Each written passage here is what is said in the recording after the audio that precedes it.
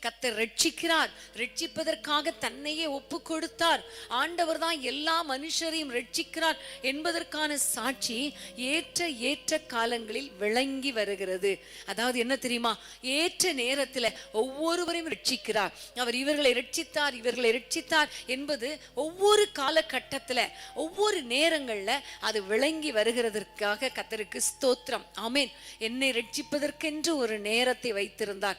உங்களை ரட்சிப்பதற்கென்று ஒரு நேரத்தை கர்த்தர் குறித்து வைத்திருந்தார். அதே போல இன்றைக்கு நம்முடைய குடும்பத்துல யார் யார் ரட்சிக்கப்படலை நீங்க நினைக்கிறீங்களோ, இன்னும் ரட்சிக்கப்படலை ஆண்டவரே, எவ்வளோ நாள் எழுதி வைக்கிறேனே, ஒவ்வொரு ஆல்நைட் பிரேயர்ல எழுதி வைத்து ஜெபிக்கிறேனே, இன்னும் ரட்சிக்கப்படலையே, என் பிள்ளைகள் ரட்சிக்கப்படலையே, என் குடும்பத்தின் மக்கள் ரட்சிக்கப்படலையே, கணவர் அல்லது மனைவி ரட்சிக்கப்படலையே என்று வேதனையோடு கூட இருப்பீங்கன்னா ஆண்டவர் உங்களுக்கு என்ன சொல்லுகிறார் தெரியுமா, ஏற்ற காலத்துல அந்த ரட்சிப்பை கர்த்தர் விளங்கும்படி செய்வார். நீங்க சீக்கிரமா பாப்பீங்க, அந்த ஏற்ற நேரத்துல பாப்பீங்க, அவர்களை கர்த்தர் ரட்சிப்பார். ஆமென்.